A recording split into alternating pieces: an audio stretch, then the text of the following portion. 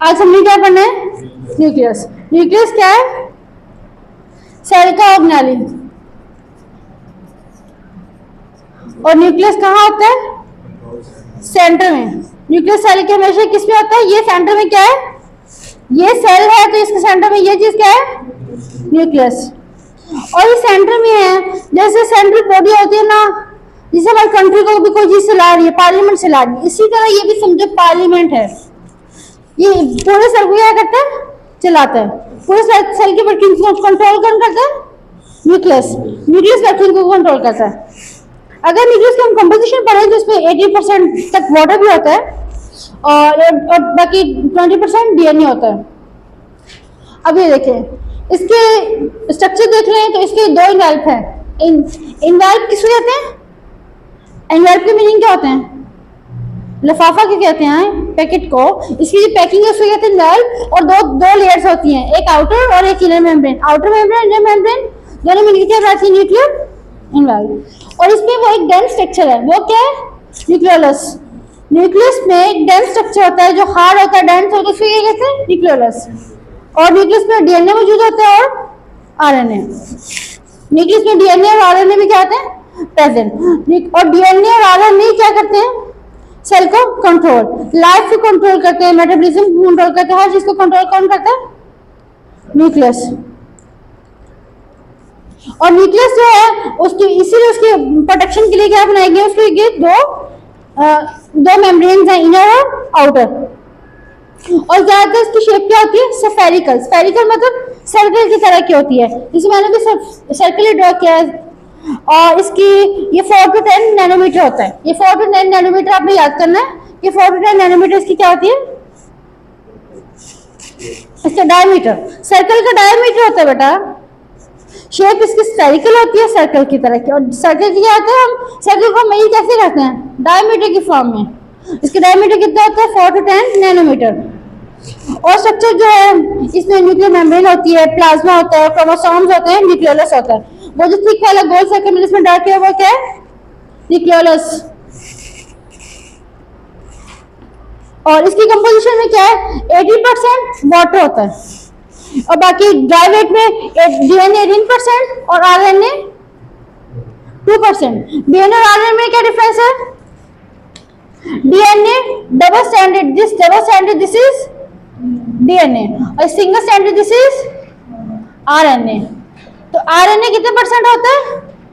2 और डीएनए 18% और 80% वाटर। अच्छा, ये तो क्या हो गया स्ट्रक्चर। अब हम इसका क्या पढ़ेंगे? फंक्शन।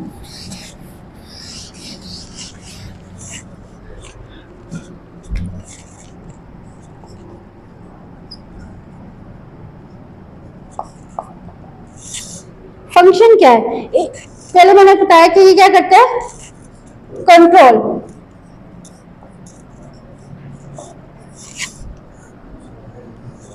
और सेंसिस किससे करता है? डीएनए क्या? डीएनए से क्या बनता होता है? डीएनए से आरएनए, आरएनए से प्रोटीन्स। ये हमने कल पढ़ी थी। और वो क्या याद है? क्या होती है ये? This is transcription, this is translation. DNA से आरएनए का बनना क्या होता है? ट्रांसक्रिप्शन। आरएनए से प्रोटीन का बनना क्या होता है? ट्रांसलेशन। इसमें हेरिडिटरी मटेरियल होता है। हेरिडिटरी मटेरियल कौन सा होता है? विरासती मादा। हेरिडिटरी उर्दू में क्या कहते हैं? विरासती मादा होता है। वो विरासती मादा क्या होता है? डीएनए। इसमें विरासती मादा होता है डीएनए, आरएनए। यही विरासती मादा जो होता है ये एक नस्ल से दूसरी नस्ल में ट्रांसफर होता है। इसी की वजह से भी प्रॉपर्टीज बनती हैं। डीएनए आरएनए में क्या होता है? हमारे सारी लाइफ, हमारी सारी प्रॉपर्टीज किसमें लिखी होती हैं? डीएनए आरएनए में। डीएनए में हमारी लिखा होता है कि हमारा स्किन कलर क्या होगा, हमारा हेयर कलर क्या होगा, हमारा नेल्स कलर क्या होगा, हमारी हाइट कितनी होगी, हमारी सारी कैरेक्टरिस्टिक्स किसमें होती है? डीएनए में। इसीलिए तो नस्लें डिफरेंट होती है ना। अब जैसे अंग्रेजों का डीएनए, हमारा डीएनए अलग अलग है। उनके स्किन टोन, उनके हेयर कलर, सब चीजें क्या है? अलग। हमारी स्किन टोन, हमारी चीज अलग है। ये क्यों? क्योंकि हमारा डीएनए अलग है उनसे। तो ये डीएनए किसमें मौजूद होता है? न्यूक्लियस में। और इट कंट्रोल्स सेल डिवीजन, और सेल के डिवीजन को भी कंट्रोल करता है न्यूक्लियस। सेल जब डिवाइड होता है तो डीएनए डिवाइड होता है, न्यूक्लियस भी डिवाइड होता है। हमारी बॉडी में न्यू सेल्स बनते हैं ना, ये तो नहीं होता कि इंसान के पैदा होने से लेकर मरने तक एक ही सेल मौजूद है, नहीं, सेल्स बनते हैं। जो न्यू सेल्स की डिवीजन होती है उसकी कंट्रोल भी कौन करता है? न्यूक्लियस। और ये साइटोप्लाज्म की एक्टिविटी को भी कंट्रोल करेगा, साइटोप्लाज्म की एक्टिविटी। साइटोप्लाज्म की एक्टिविटी को कौन कंट्रोल करेगा? न्यूक्लियस। ये इसके फंक्शन। सबसे पहले ये कंट्रोल करेगा किसको? कंट्रोल सेंटर सेल का, फिर डीएनए आरएनए प्रोटीन सिंथेसिस भी करवाता है, रास्ती मादे को भी ही करता है, और सेल की डिवीजन भी करवाता है, सेल के साइटोप्लाज्म के एक्टिविटीज को भी कंट्रोल न्यूक्लियस करता है। हो गया, डन, बंद करें। नेक्स्ट हमने क्या पढ़ना है? टिश्यू।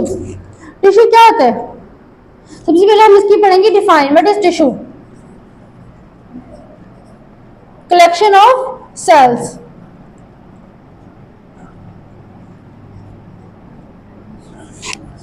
एक सेल जब एक सेल है, जब एक से ज्यादा सेल मिल जाए तो ये क्या बन जाएगा? Tissue. This is a tissue. काफी सारे सेल्स मिलकर क्या बनाते हैं? टिश्यू। और टिश्यूज मिलकर क्या बनाते हैं? ऑर्गन्स।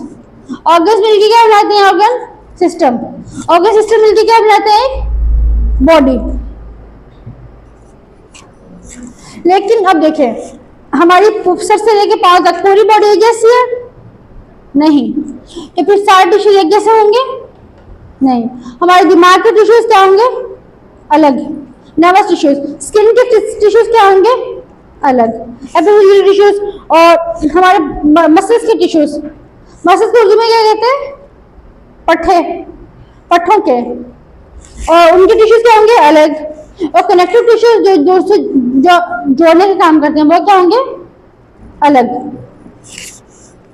तो अब इसकी टाइप्स कितनी है? 4।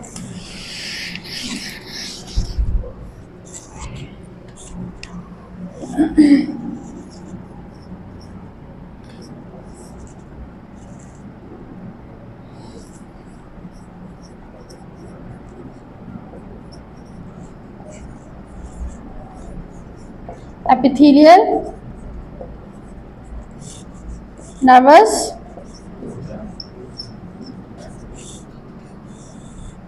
मस्कुलर। ये 4 टाइप्स हैं टिश्यूज की। Connective tissues, epithelial tissues, nervous tissues और मस्कुलर टिश्यूज। कनेक्टिव टिश्यूज क्या होंगे? वो कनेक्शन का काम करेंगे। और एपिथेलियल मोस्टली इनमें सरफेसेस पे आती है, जैसे स्किन है हमारी, बस स्किन में कौन से टिश्यू होते हैं? एपिथेलियल। मसल नर्वस किसके होंगे? दिमाग के, ब्रेन के। और मसल्स किसके होंगे? मसल्स के। सबसे पहले हम पढ़ेंगे कनेक्टिव टिश्यूज को।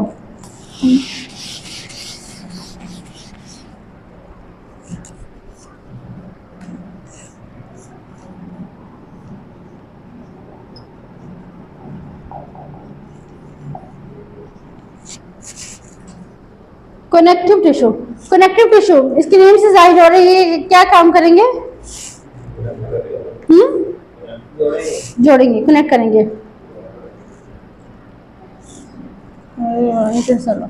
इसमें अब देखिए, ये सेल और ये सेल, इनके दरमियान में क्या है? इंटरसेलुलर। इंटरसेलुलर। अब इंटरसेलुलर कुछ होगा तो 2 सेल आपस में जुड़ेंगे ना। इंटरसेलुलर क्या होगा? कुछ सब्सटेंस होगा।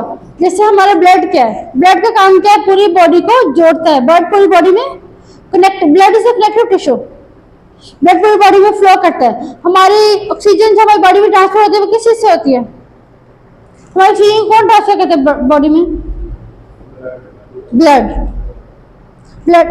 ब्लड में क्या होता है? एचबी। एचबी से क्या जुड़ती है? ऑक्सीजन। ऑक्सीजन कहाँ ट्रांसफर होती है? पूरी बॉडी में। तो ऑक्सीजन को कौन ट्रांसफर करता है? ब्लड। अब कनेक्टिव टिश्यू जो है ये किस चीज से बने होंगे? इसमें सेल्स होंगे, फाइबर होंगे और ग्राउंड सब्सटेंस होगा।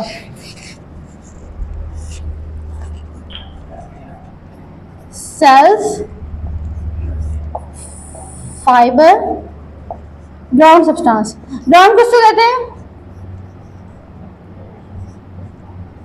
किसी भी चीज की जो बेस होगी उसको क्या कहेंगे? ग्राउंड। जैसे ये क्या है? ग्राउंड। ग्राउंड फ्लोर किसको कहते हैं? जैसे सबसे नीचे, इसके नीचे वाले पोर्शन को क्या कहेंगे? Ground floor. तो ग्राउंड सेल्स, अब सेल्स के पहले हम पढ़ेंगे सेल्स। सेल्स में कौन से होंगे? एडिपोज भी होंगे। एडिपोज कौन सा होता है? एडिपोज होते हैं फैट सेल्स। और इसमें कौन कौन से सेल्स होंगे? हमारे व्हाइट ब्लड सेल्स होंगे, leucocytes, फिब्रोसाइट्स।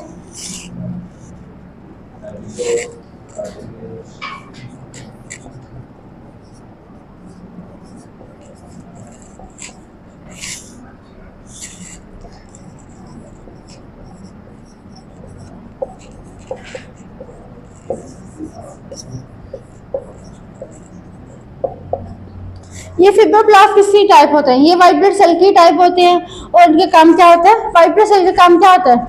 Defence. White blood cell defense का काम करते हैं और प्लाज्मा सेल्स भी यही काम करते हैं। अब मास्ट सेल्स का होता है, मास्ट सेल्स भी व्हाइट ब्लड सेल्स की ही टाइप होते हैं, तो ये भी उसके काम करेंगे। नेक्स्ट है fat cell. Fats, adipose cells को फैट सेल भी कहते हैं। तो ये फैट की मीनिंग क्या होती है? चर्बी। चर्बी क्या होती है? हमें क्या बनाती है? मोटा, मतलब फैटी। तो फैट चर्बी का काम करेगी, ठीक है। Next wandering cells. वॉन्डरिंग के मीनिंग क्या होते हैं? वॉन्डरिंग कहते हैं आवारा इंसान, आवारा को। आवारा इंसान भी हो सकते हैं, आवारा कोई चीज भी हो सकती है। जो सेल्स एक ही जगह पे नहीं रहते बल्कि एक जगह से हिलते जुलते रहते हैं, उनको क्या कहते हैं? Wandering cells. तो वो भी किसमें आएंगे? कनेक्टिव टिश्यूज में। नेक्स्ट चीज की कौन सी? जिसमें सेल्स के अलावा फाइबर। काफी है तो बंद कर दें।